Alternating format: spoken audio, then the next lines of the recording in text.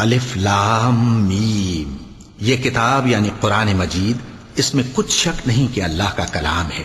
परहेजगारों के लिए रहनुमा है, जो गैब पर ईमान लाते और आदाब के साथ नमाज पढ़ते और जो कुछ हमने उनको अता फरमाया है उसमें से खर्च करते हैं।